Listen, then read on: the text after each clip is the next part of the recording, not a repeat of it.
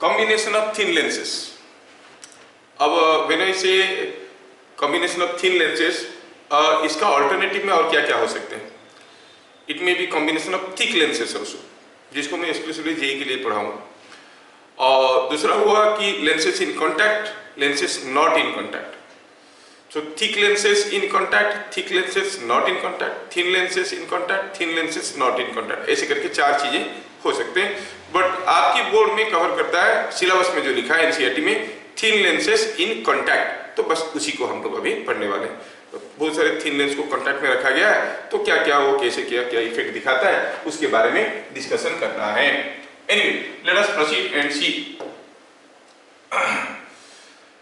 Previous class हम लोग deviation को समझते समझते थिन लेंसेज इन कॉन्टैक्ट में भी हम लोग कर लिए थे। You have seen the video, when a number of thin lenses are in contact, the total deviation is given by summation of individual deviations। ठीक है ना, उसमें से पता कर लिए थे कि 1 by focal length is equal to 1 by equivalent focal length is equal to 1 by f1, 1 by f2 and so on। अब ये बुक वाला मेथड को भी थोड़ा देख लेते हैं, क्योंकि काफी बुक्स में लेंस का डिविएशन के बारे में कोई जानकारी नहीं, तो लिखते हैं थिन लेंसेज इन कॉन्टैक्ट,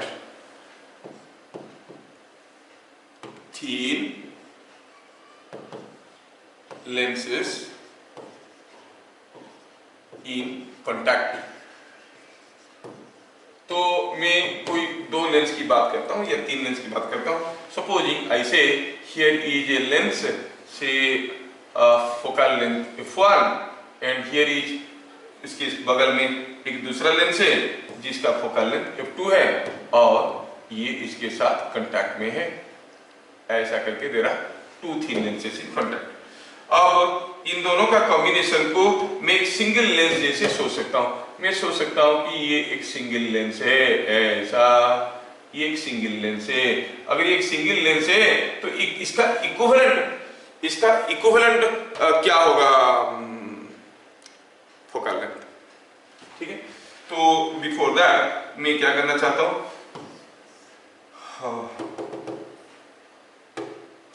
तो कैसे करेंगे फोकल लेंथ, कैसे पता करेंगे? सिंपल तरीका है, 1 by v minus 1 by u equal 1 by f वाला फॉर्मूला लगाएंगे। ठीक है, तो चलते मानते हैं ऐसे कि यहाँ पे ये बुक वाला मेथड है। Most likely this will come in your board exam, most likely. आप डेविएशन वाला मेथड करोगे, हो सकता है कि लोगों को समझ में नहीं आएगा या फिर आपको बहुत समझा के लिखना पड़ेगा। ठीक है, तो इसमें ये वाला मेथड बुक में चलता है, तो ये वाला मेथड में करते हैं। तो सपोजिंग हम कहेंगे कि यहाँ पे हम कोई एक ऑब्जेक्ट को रखते हैं और उस ऑब्जेक्ट का पहला लेंस में रिफ्रैक्शन होने के बाद, पहला लेंस में से फोकल लेंथ f1 है, दूसरे में f2 है। पहला लेंस में रिफ्रैक्शन होने के बाद एक इमेज बनता है, कहीं ना कहीं बनता है। उस इमेज को ऑब्जेक्ट लेंगे फॉर द दूसरा lens, for the second lens, फिर उसका इमेज बनाएंगे। That image will be the final image. ठीक है, तो क्या लिखेंगे? क्लू क्या हुआ? Image produced by first lens behaves as object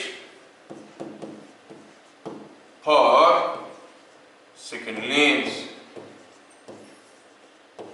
हाँ, ये समझ में आ, ये स्टेटमेंट को पक्का लिखना। Let image of O, image of O, image of object,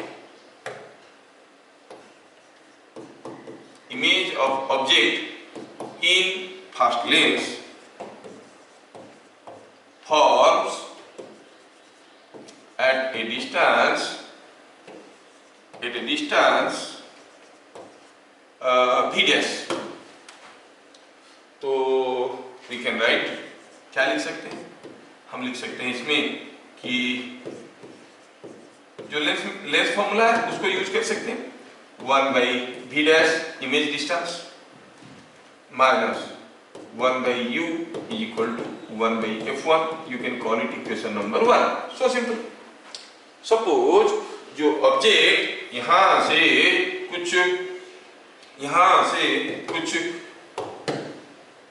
u distance में है, ये इसमें इमेज फॉर्मेशन कर रहा है। जब ये इसमें इमेज फॉर्मेशन कर रहा है, आपको पता ये करना है कि इमेज हो कहाँ रहा है। पहला लेंस के लिए इमेज बनना है v डैश डिस्टेंस में, तो 1 by v dash minus 1 by u equal 1 by f1। ठीक है, तो ये जो इमेज बन गया पहला image, that will behave as the object for the second lens. क्या लिखेंगे इसमें? This image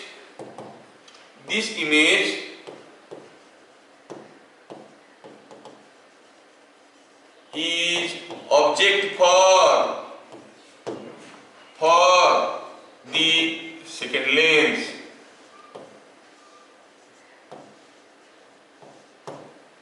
Let final image forms at a distance v। तो क्या लिखेंगे for second lens? Second lens के लिए ऑब्जेक्ट डिस्टेंस क्या था?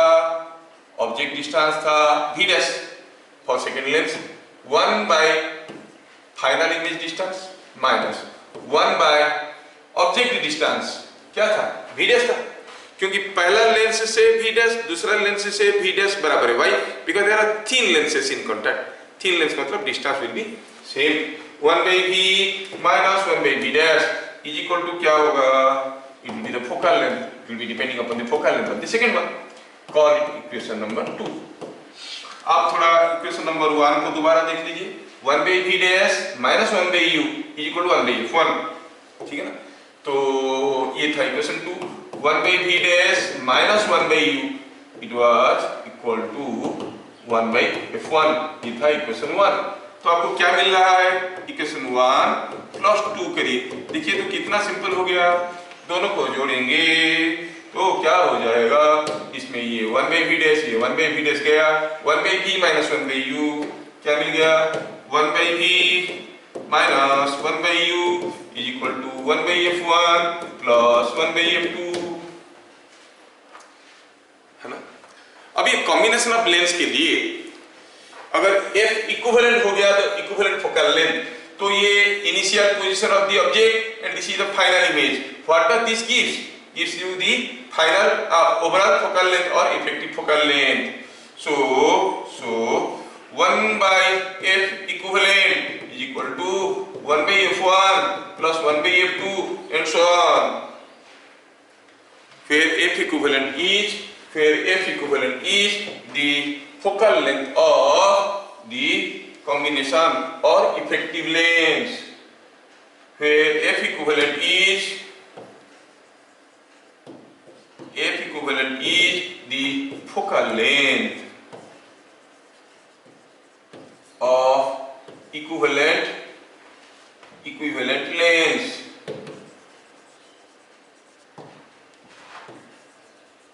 तो कितना सिंपल सा फॉर्मूला है। 1 by f equivalent is equal to 1 by f1 plus 1 by f2।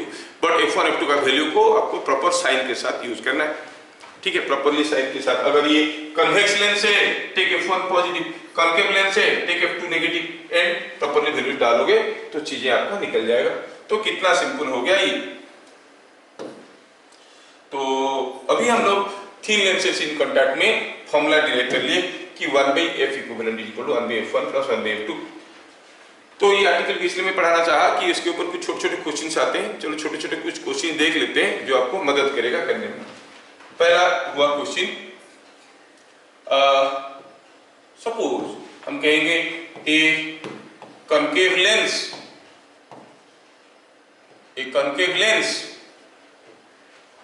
Of focal length 40 centimetre and a convex lens of focal length 60 centimeter are in contact maintaining a common principal axis along a common principal axis। जो लोग JEE के लिए सोच रहे हैं थोड़ा इनको भी ध्यान दे दे, कॉमन प्रिंसिपल एक्सिस नहीं रहेगा तो केसेस बदल जाएंगे। अगर ऐसा हो गया दोनों lens in contact, things are going to change, that we shall discuss. ठीक है, अगर कॉमन प्रिंसिपल एक्सिस है तो क्या होगा, along a common principal axis.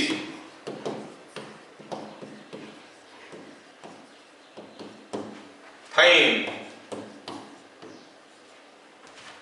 Bit number 1, power of the combination.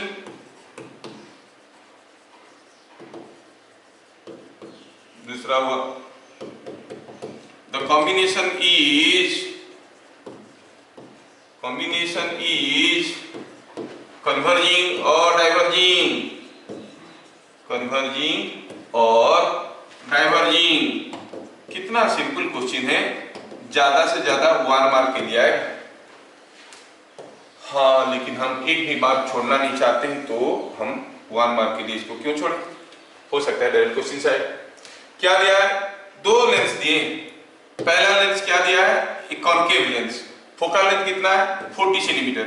तो f1 को क्या लिखेंगे, 40 सेंटीमीटर और -40 centimetre, you write it minus, क्योंकि concave lens, so it is -40 centimetre. f2 को क्या लिखेंगे, f2 को लिखेंगे कॉन्वेक्स लेंस है 60 सेंटीमीटर है। हाँ, तो फिर अगर हमें पूछा गया what is 1/f equivalent, 1/f equivalent is nothing but 1/f1 plus 1/f2। हाँ, फॉर्मूला तो मालूम है, जितने लेंस है सबके लिए जाओ, सिंप्लीफाई करें, this is coming out to be 1/40। We have to express, चलिए 40 लिख देते हैं, 1/-40 प्लस 1/60, एलसीएम ले लिए 120, तो ये हो गया -3, तो it is coming out to be -1/120। इसका मतलब हुआ F इक्विवेलेंट इज -120 सेंटीमीटर। हाँ, ये चीज समझ में आया सर, ये चीज समझ में आया। ठीक है, अगर ये चीज समझ में आया तो अब देखते हैं कि पूछा क्या है, find the power of the combination. ये कॉम्बिनेशन का पावर पूछा गया है। To find the power of the combination आपको क्या करना पड़ेगा, reciprocal of focal length with focal length expressed in metre, ऐसा लेना पड़ेगा। तो हमें तो अभी फोकल लेंथ मिल चुका है, कितना, -120 सेंटीमीटर। पूछा ये कॉम्बिनेशन इज कन्वर्जिंग और डाइवर्जिंग, नेगेटिव साइन आया, मतलब क्या कहेंगे, इट इज डाइवर्जिंग, नहीं इट इज डाइवर्जिंग, तो कॉम्बिनेशन इज डाइवर्जिंग। थोड़ा सा जगह बनाते हैं यहाँ पे, तुम लोग इधर आ जाओ, yes, the combination is diverging and power is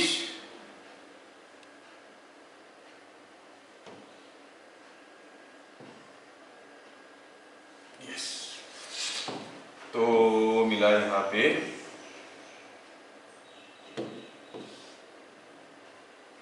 क्या कहेंगे, सो जो कॉम्बिनेशन है वो डाइवर्जिंग है, आंसर हो गया कॉम्बिनेशन इज डाइवर्जिंग। और पावर पूछा है, पावर होता है 1 focal length in metre, 1 focal length in metre और 1/f in metre, f in metre, तो कितना हो गया, इट इज -1/1.2। कितना आएगा ये, कितना आ जाएगा ये, 100/12 इज 10/12, 10/12 इज 5/6, -5/6 डायोप्टर, 5/6 डायोप्टर, ये हो गया पावर। क्यों डायोप्टर भाई, क्योंकि हम इसको फोकल लेंथ इन मीटर लेके किए, तो आंसर आया 5/6 डायोप्टर। और ये कन्वर्जिंग है कि डाइवर्जिंग है, ऑब्वियसली ये -120 सेंटीमीटर आया, मतलब ये डाइवर्जिंग है ना, दिस मस्ट बी डाइवर्जिंग।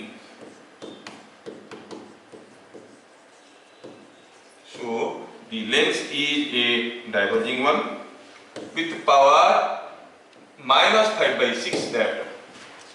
अगला क्वेश्चन ये आप लोग कर सकते हो, बहुत सिंपल सा था। Number 2 thin converging lenses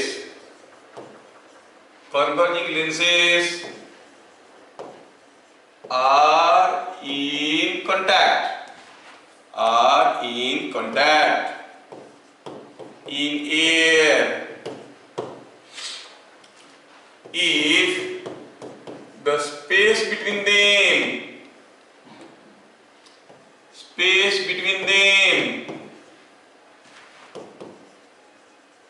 is filled with water,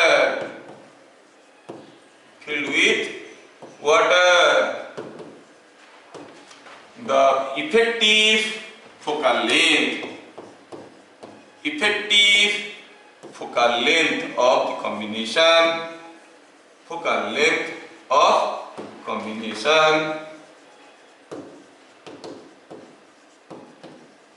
will increase or decrease। अब they may ask you about the effective focal length, they may ask you about the power, increase or decrease। Question को समझ लेते हैं। क्या दिया है कि there are 2 lenses, एक तो लेंस कुछ ऐसा है, थीन लेंस है, ठीक है ना, और ये है दूसरा लेंस, तो कहेंगे ये है एक लेंस और ये हो गया दूसरा lens. They are in contact, ये दोनों ऐसे कॉन्टैक्ट में है। Case 1 is like this.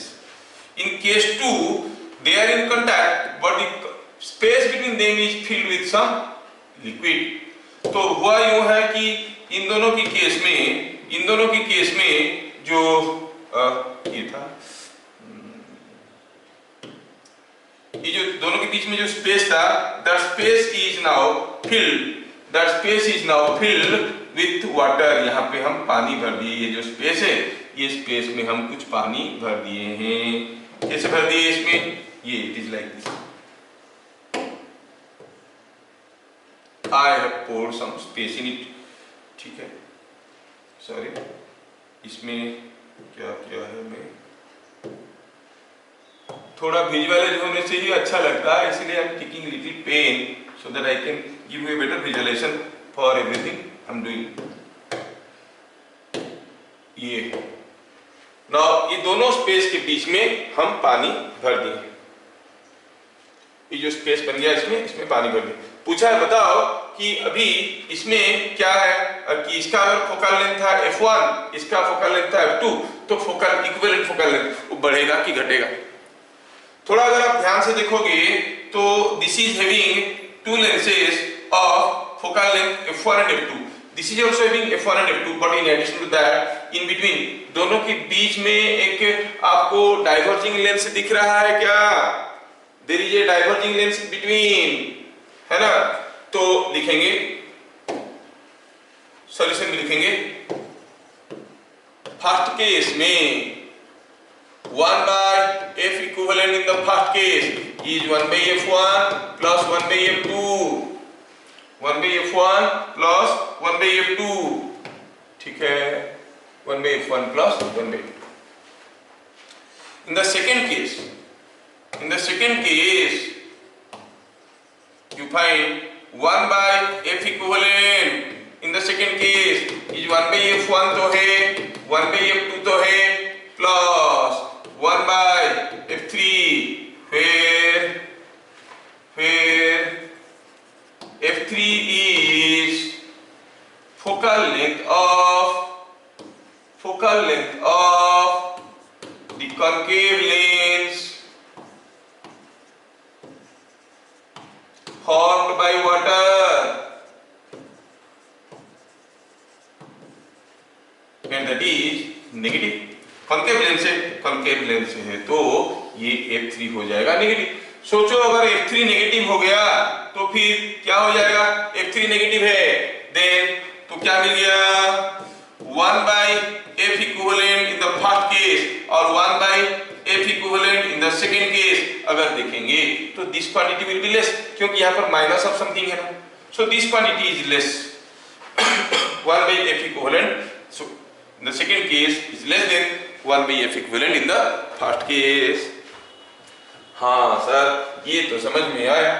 अगर ये समझ में आया तो बताओ फोकल लेंथ बढ़ गया कि घट गया पानी भरने से? 1 by F equivalent कम है, मतलब F equivalent कम है कि ज्यादा है? F equivalent कम है कि ज्यादा है?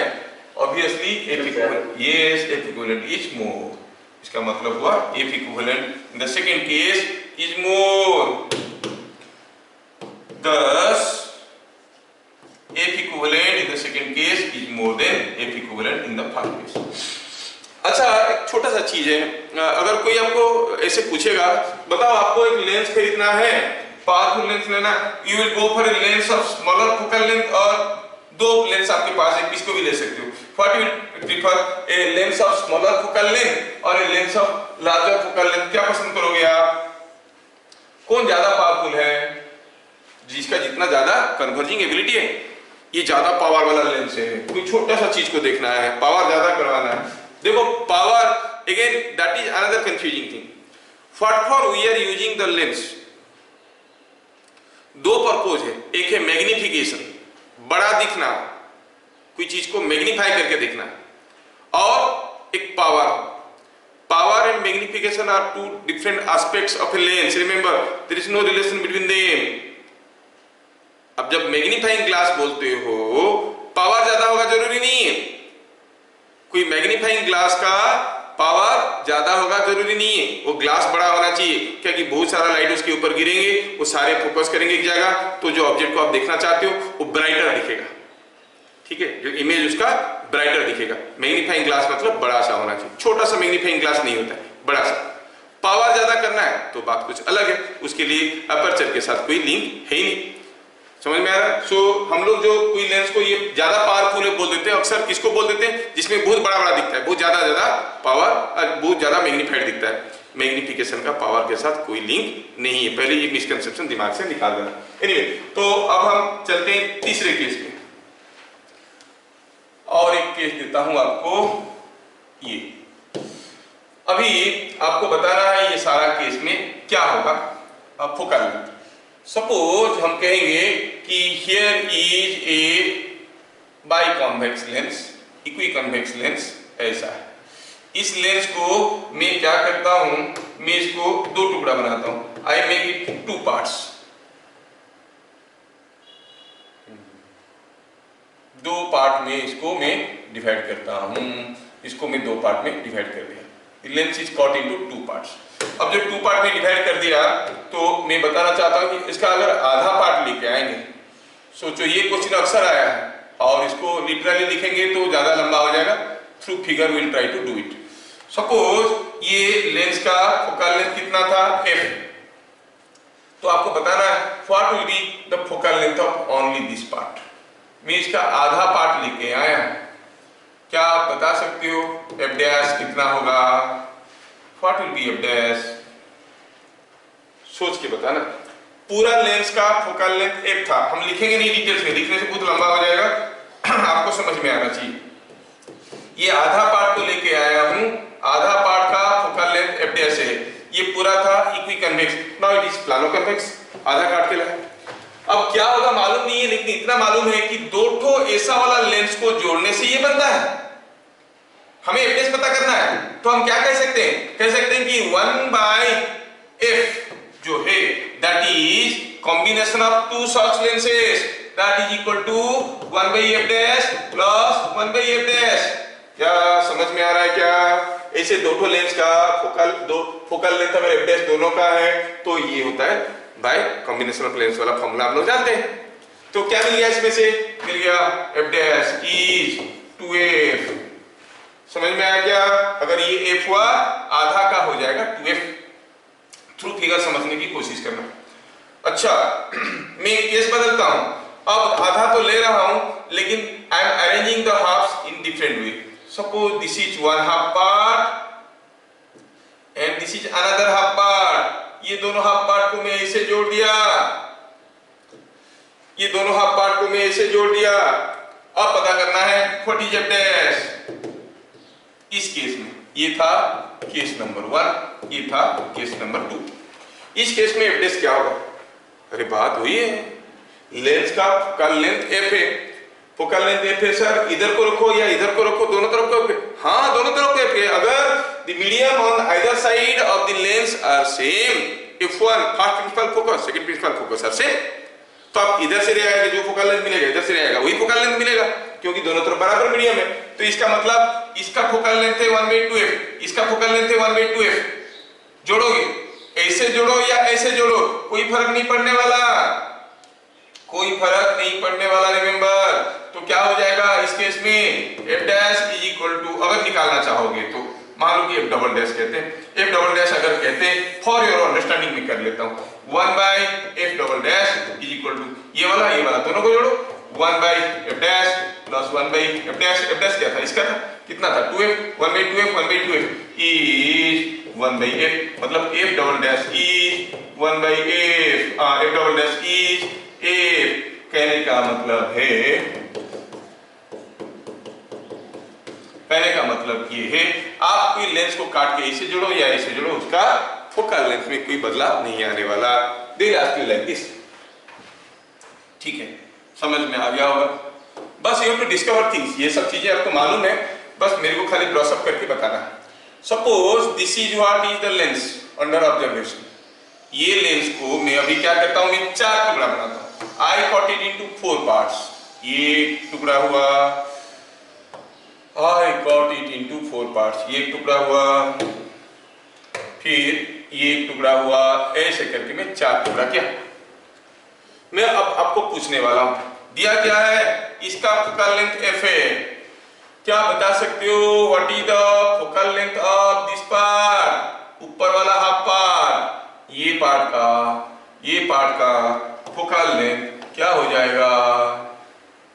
आई होप यू कैन टेल। ये पार्ट का फोकल लेंथ कितना हो जाएगा?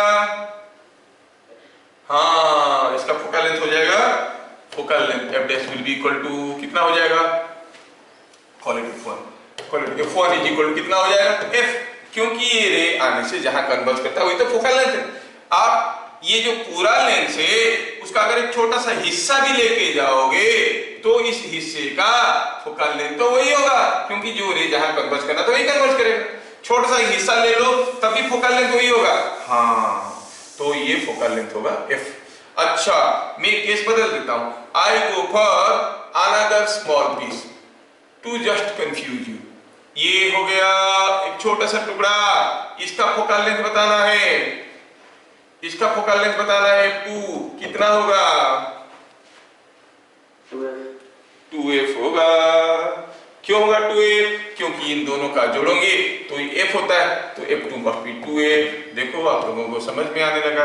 अच्छा, मैं केस बदल देता हूं, ये चारों टुकड़े को कुछ ऐसा रखना चाहता हूं, लाइक दिस। ये हो गया एक टुकड़ा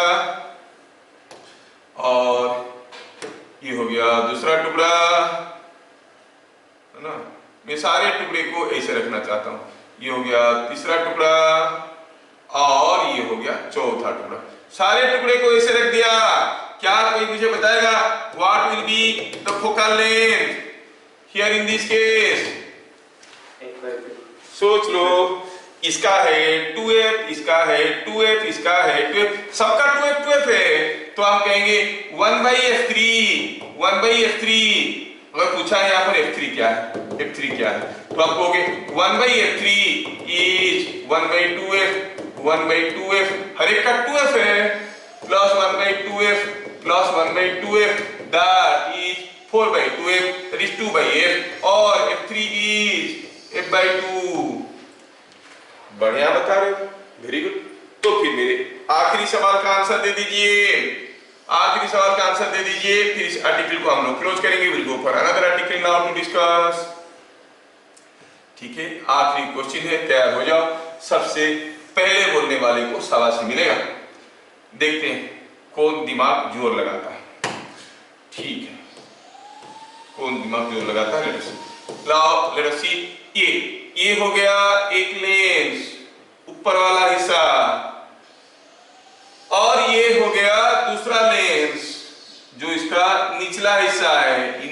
ला के ऐसे मैं लगा दिया हूं।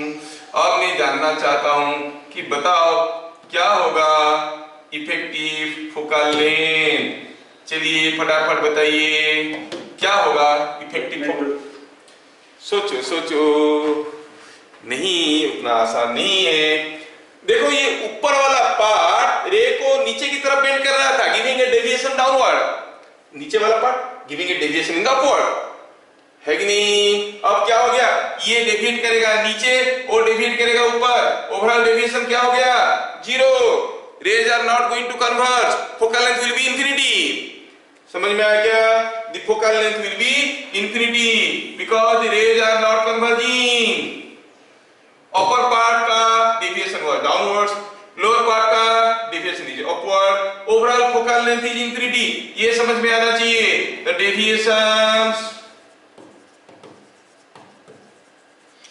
on the two parts or in the two parts, in the two parts, in the two parts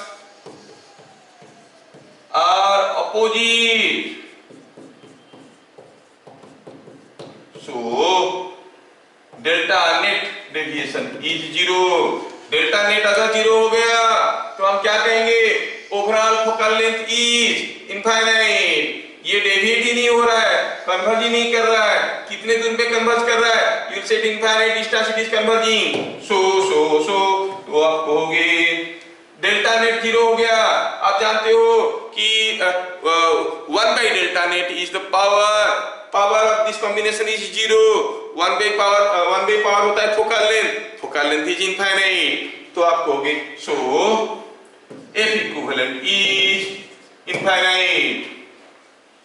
क्या ये बात सबको समझ में आया। और इतना सारा दिमाग लगाने की बजाय अगर हम थोड़ा सा दूसरे तरीके से भी सोचेंगे, हम जानते हैं कि ऊपरीला हिस्सा को हम ऐसा प्रिज्म मानते हैं, निचला हिस्सा को हम ऐसा प्रिज्म मानते हैं, और अगर ऐसा दो प्रिज्म को हम जोड़ देते हैं तो क्या हो गया भाई, ये स्लैब तो बन गया। स्लैब बन गया मतलब रे डाइवर्स करेगा नीचे फिर ऊपर और निकल जाएगा। कैसे, इंसिडेंट रे एंड इमर्जेंट रे will be parallel to each other, there will be no deviation, lateral deviation होगा, there will be no angular deviation। इतना सारा सोचो या फिर ऐसे सोचो, क्योंकि आप बताए थे a lens is a combination of two prisms and a slab। क्या मेरी बात समझ में आ रहा है, is it understood? yes। तो ऐसे करके हमारा काम निकल गया। Thank you all for listening this small article. Now we'll go for the next article।